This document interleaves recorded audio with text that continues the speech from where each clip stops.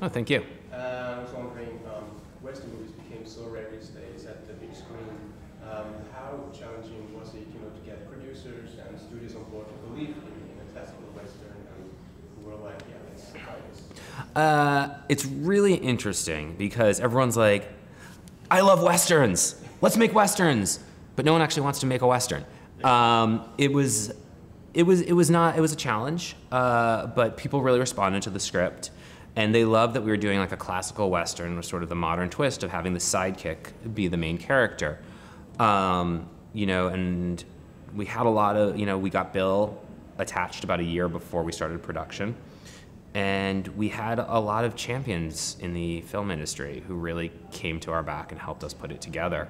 But it was difficult, I like to joke, when in Hollywood, when is a film not a film? When it's a Western. Yeah, because people always just, have very specific ideas about this genre. But it's fun to go out there and say, you know what, we're going to figure out how to make this anyway. I do believe, speaking of the genre, that everyone believes in something else. Because in the 50s and the 60s, Westerns were very big, and even the 90s. And then in the early 2000s, it felt like that they are mixing the genre with fantasy. It became more like fantasy movies. And do you believe that might be one of the reasons why people stopped showing up? I think so. I think they were trying to figure out how to modernize it and find ways to make it modern.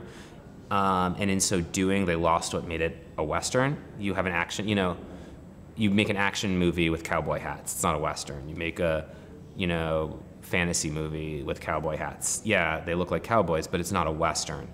I think you have to be true to the language and the tropes of it and find ways to modernize it. With us, we did the, we really just moved the focus from the John Wayne hero to the sidekick. The Westerns that have been successful are something like, Bone Tomahawk is an example, which added like a little bit of a horror element, but still stayed true to the classic archetypes and the classic sort of tropes of the genre. And it's interesting because for all that people say, oh, we don't like Westerns, or, they're hard to sell, in the US, the only independent film genre that's guaranteed to get you into like Walmart and all the big stores is a Western. Here even, you talk to people and, and they'll tell you, oh, I grew up watching Westerns with my dad. Yeah. Like, they're so intrinsic to to movies and the movie industry that I think there's a desire for them.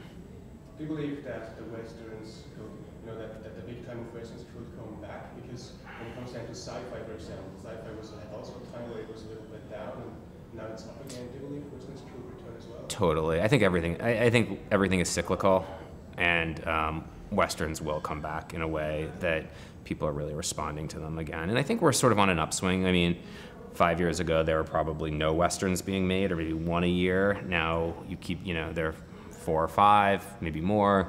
I think there's an interest in the genre, and it's going to be a lot more of them. At least I hope so. Yeah, absolutely. I hope so too. Yeah. Since the movie feels quite nostalgic, are you a nostalgic person yourself? Sometimes. I wouldn't say I'm necessarily a nostalgic person in the sense that, like, I want to go live in the past. I feel like, you often see the beautiful parts of the past without seeing the, fact that everyone is sick and there was lots of there was no sanitation and that side of it. But, I think, especially for this genre, you have to embrace that sort of nostalgic element, to attract people to the genre. And then also for the character, the character of Lefty Brown is very much a character lost in the past. He's living in the past. He's living in who he was and the stories that he's told himself about who he was. And, part of the story is, this story is the ripping away of that nostalgia and figuring out who he is. Right. As you mentioned in the previous interview, Lefty has to make decisions at a very late stage of his life. Yeah. Were you always able to make your own decisions, or did you have, work to get there? I tend to be both someone who can be very cautious and want to learn everything about anything, but then I'm also the type of person who just jumps into and then finally I'll just jump into the deep end without ever doing anything without, you know, so, and sink or swim. So, you know, do I make my own decisions? I tend to be pretty proactive about making my own decisions and figuring out how I'm going to do things. You know, I'm not one to just sort of sit there and wallow. And there's this scene, we don't want to spoil Yeah. anything, but the scene where Bull has to try to get a bullet out of a body. Mm-hmm.